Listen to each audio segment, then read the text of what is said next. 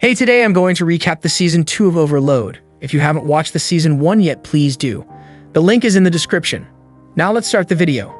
In the Slain Theocracy, the leader of the Black Scriptures secretly talks to Zeshi Zetsum about the mysterious Ames wool gown. They chat about a recent vampire attack that harmed Lady Care and killed 2 Scripture members.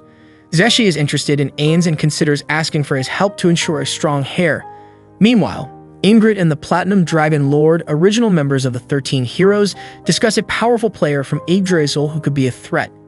In Riest's capital, Gaze of Strona sees nobles deciding on the yearly battle in Bad Ruth. The king regrets not helping Karn village more.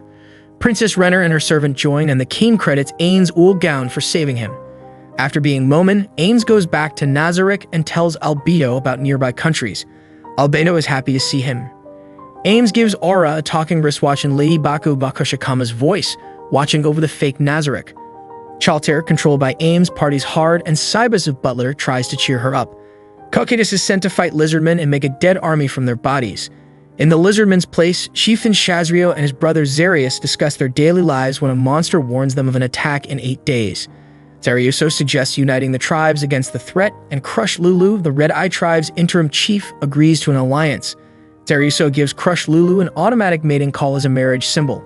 Despite challenges, they decide to work together.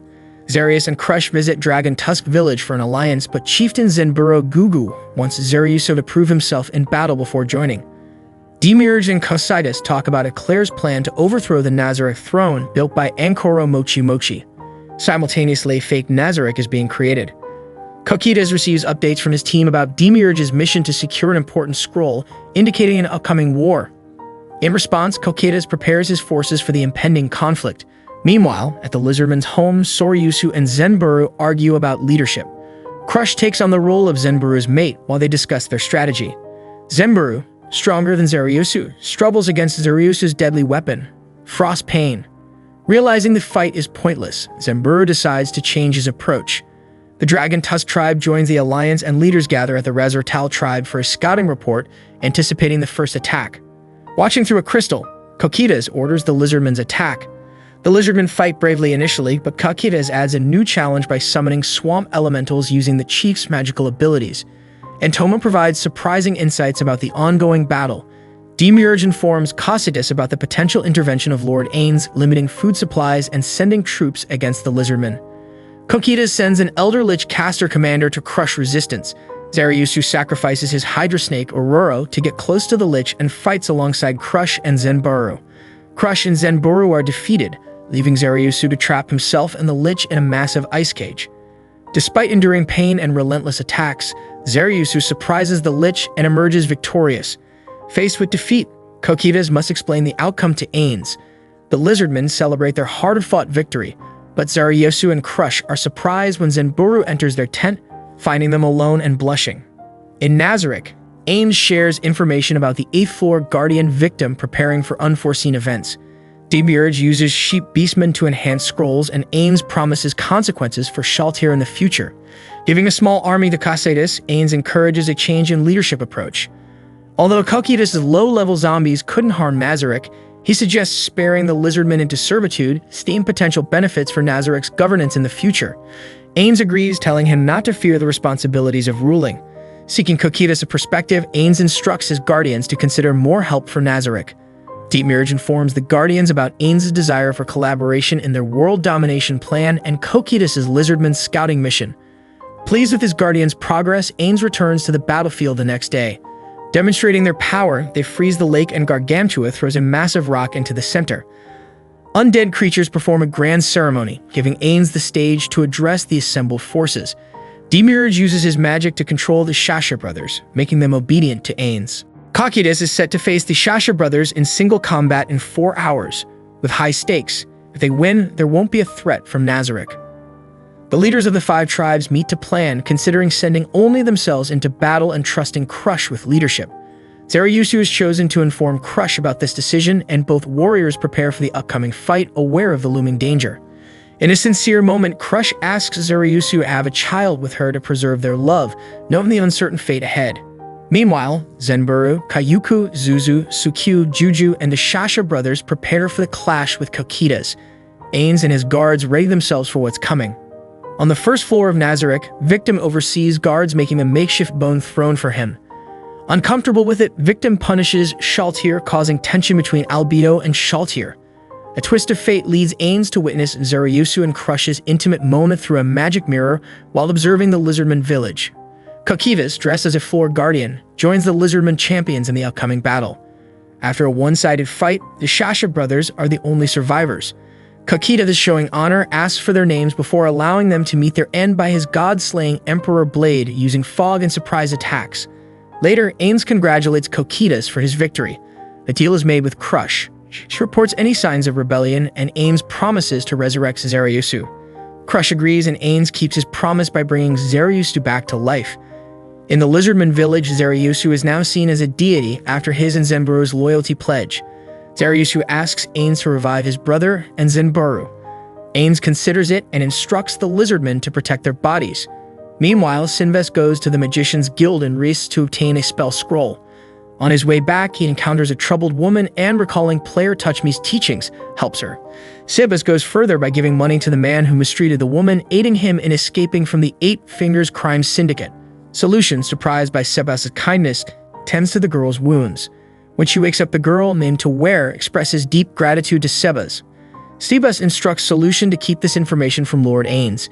Meanwhile, Gaza supports the distressed brain Unglaus, who saw Chaltir during breakfast. Blue Rose, a skilled group of adventurers led by Evil Eye, accepts a mission to eliminate an illegal crop producing a dangerous drug called Black Dust. During their operation, Evil Eye finds a hidden document revealing crucial details about the leaders of the criminal organization Eight Fingers. Simultaneously, the heads of Eight Fingers gather to discuss the destruction of their illegal crops and Sebas' involvement in rescuing a girl. Zero, one of the Eight Fingers leaders, assures Kokodal, the head of the slave department, that his men will recover the rescued girl. Meanwhile, Ains deals with managing the Lizardman's budget and Nazarick's agents' covert funds. Narbaril and Nob discuss ore samples for a gold yield experiment. Ains allocates funds to Nab, emphasizing discretion and friendliness toward humans while expressing concerns about financial matters. In a separate story, Gaza spars with Climb, sharing tales of Ains Ul Gown, the one who saved his life. Gaza tells his vice chief that Climb's current power may not surpass that of a gold-ranked adventurer, but he believes Climb can learn and grow through experience. Gazif observes the political landscape with Prince Zanek and Marcus Ravong forming an alliance despite internal kingdom factions. Princess Renner introduces Climb to Blue Rose's leader, Lakia's Alvendale Aindra, and the twin assassins Tina and Tia. Guided by Renner, they decipher a code found at the Black Dust Crop, revealing critical locations of Eight Fingers within the capital city. Blue Rose, along with Climb, investigates an underground brothel, cautious that their plans might be compromised due to the involvement of a nobleman's daughter who serves as one of Renner's maids. Meanwhile, Sebas unexpectedly serves as a maid in a mansion used by him and Solution for cover. Their secret is at risk when Succulent, an Eight Fingers agent, and Constable Stefan Havish discover them. The duo demands compensation for Sebas' alleged violation of anti-slavery laws by purchasing to wear. Sebas is given 2 days to consider their proposal. Solution informs Ains about the potential exposure of Sebas. Climb, Gagarin, and Evil Eye, Blue Rose members, discuss mobilizing on Lakia's orders. In another storyline, Brain Ungloss runs errands for Gaziv and witnesses a crowd attacking a boy. Climb steps in and both witness Sebas handling the situation with exceptional skill and speed. Impressed, Climb seeks a lesson in strength from Sebas, who, trusting Climb, imparts wisdom on overcoming the fear of death. Faced with fear, Climb draws strength from thoughts of Renner, his beloved determined to protect her. Witnessing Climb's courage, Brain seeks to learn from Sebas, his newfound mentor. Sebas, showcasing his skills, dispatches 3 assassins, leaving Brain and Climb to confront the remaining 2. Together, they successfully defeat the attackers. Sebas interrogates one captive assassin, extracting valuable information about Succulent and Eight Fingers. With mutual respect, the trio forms an alliance to dismantle Eight Fingers and Reests. Their journey takes them to Succulent's brothel, the site of Sebas' previous rescues. Entering strategically, Sebas charges the front while Climb and Brain approach from the back. Sebas warns of his intent to eliminate any opposition. Overcoming obstacles, Sebas confronts Constable Stefan Havish, delivering a fatal blow. Brain and Climb handle adversaries and discover a trapdoor to an underground storage area. As Brain scouts with Climb, Kokodal and Succulent arrive through a hidden passage. Succulent uses illusion magic on Climb, but Brain intervenes, defeating him with God Slash. The trio captures 2 Eight Fingers members and returns victorious. Rain joins Gaze for dinner, discussing Climb's progress and mentioning Shaltir. Sebas returns, finding solution and pleads attire, learning Ains is in the next room. Climb returns to Renner, who praises his safety. Renner contacts a mage, planning to eliminate him for disrespecting Climb. Meanwhile, Zero, leader of Six Arms, plots Sebas, Climb, and Brain's demise. Ains, disguised as Pandora's actor, orders Demiurge, Victim, and Cositus to testify about Sebas' betrayal. Ains orders a 2-hour death sentence for Sebas. Sebas complies, and Cocytus affirms loyalty to Nazarick. Ains learns Chuir's full name, discovering she is Ninya's sister. Acknowledging Sebas' actions, Ains allows him to have Chuir as a temporary maid. Renner and Blue Rose discuss the Eight Fingers raids within the royal palace. Marquis Revolt and Prince Zanuck propose a solution, but a shocking revelation exposes Renner's true identity. She coerces Raven into lending his private army at Eight Fingers, revealing damning intelligence about the royal and noble factions to strengthen the alliance. Zanuck discloses information about Barbro's hidden storehouse in exchange for cooperation with Eight Fingers.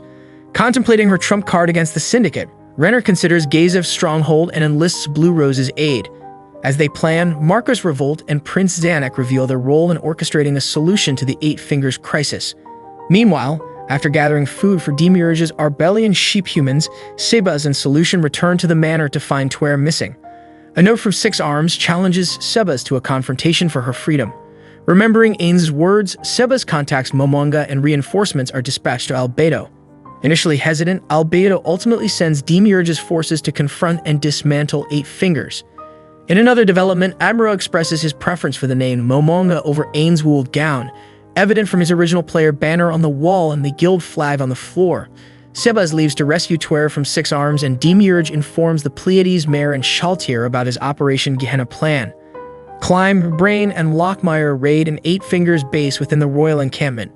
Meeting Sebas changed everything in the place. Sebas, who was called to join the fight, quickly took down 4 members of the tough Six Arms group and some onlookers with amazing speed. While Solution watched what was happening, she noticed that Zero was nowhere to be seen among the people in the place. At Hilma's house, she wakes up surrounded by bushes, discovering the aftermath of the chaos. Toma empties the manor after breaking Mare's leg to drag him away. Antoma snacks on a human body part, leading Gagarin to mistakenly believe she is an Eight Fingers member and engage in combat. Tia and Evil Eye arrive, defeating Antoma before she meets her demise. Jaldabaoth intervenes, saving the bug maid after Gagarin and Tia succumb to the demon's Hellfire Wall. Evil Eye attacks Jaldabaoth, but Momin, actually Ains in disguise, intervenes to aid her in defeating the formidable adversary. After the battle, Evil Eye develops romantic feelings for Momin after he proves himself equal to Demiurge while defending him. Jaldabaoth leaves the battle, stating his intention to guard an item in the city. Despite Momin's orders, Evil Eye refuses to follow, noting Jaldabaoth's restrained fighting style. Meanwhile, Brain, Climb, and Lockmire escort Chuir, but are challenged by Zero for a one-on-one fight. Together, Lockmire and Climb defeat Succulent, but the battle between Chuir, Brain, and Zero reaches a stalemate. Sebas unexpectedly arrives and reveals that the Six Arms have been eliminated. Shocked, Zero abandons his fight with Brain to attack Sebas, but Sebas swiftly dispatches him with a single dropkick. Sebas leaves with Chuir, expressing gratitude and promising to repay Climb and Brain for rescuing her. In the city, Jaldabio creates a ring of fire, prompting Princess Renner to organize adventurers and soldiers to combat demons within the ring. Climb, Brain, and Lockmire focus on rescuing citizens, while Evil Eye, Momin, and Nabi prepare to confront Jaldabaoth in the center. Renner plans to deploy adventurers and soldiers as cannon fodder while Momin engages Jaldabaoth in battle. The Adventurer Coalition works to rescue civilians in the residential sector, with royal guards holding off demons until the arrival of Momin, Nabe, and Evil Eye. Brain confronts a disguised Shaltir, creating a distraction to allow his comrades to escape. He manages to cut Shaltir's fingernail with fourfold slash of light before fleeing. Shaltir, noticing Climb and Lockmire leaving behind their comrade, recalls Demiurge's order and pursues them. Climb, Brain, and Lockmire discover a warehouse filled with civilians pleading for their loved ones who have been taken, confirming Princess Renner's theory of family separation. Meanwhile, as Momin, Nabe, and Evil Eye face Jaldabaoth, they encountered his 5 masked demon maids. Female adventurers take on the demon maids, Gazef engages demon hordes, and Demiurge provides support and healing for the adventurers. Gazef arrives with the king's army, and in an abandoned building, Demiurge and Ains discuss Demiurge's plan to blame all the disturbances on Jaldabaoth to increase Momin's fame. Meanwhile, Narmerl chats with her sisters, attributing the chaos to Jaldabaoth's actions. Evil Eye continues her intense battle against the demon maids until Mare signals an imminent earthquake. Cositus facilitates a meeting between Jaldabaoth and Evil Eye, prompting the demon to order a retreat and bringing an end to the disturbance. Following the chaos, Momon receives praise from both adventurers and soldiers, hailed as a hero of the kingdom. Aura takes charge by subjugating the remaining leaders of Eight Fingers on behalf of Ain's Ul Gown. Despite initial resistance, Hilma convinces the Dark Elf twins to submit out of fear of Kyohaku's torture. Aura agrees to this arrangement, solidifying their newfound control over half of the country. Flutter Paradigm relays information to Baharth Emperor Jerknev Rune Farlard El Nix, acknowledging that Ain's Ul Gown is either more powerful than or at least equal to him. Flutter expresses a desire to meet Ains personally and intrigued. Jerknev orders Flutter to investigate the adamantite adventurer Momon.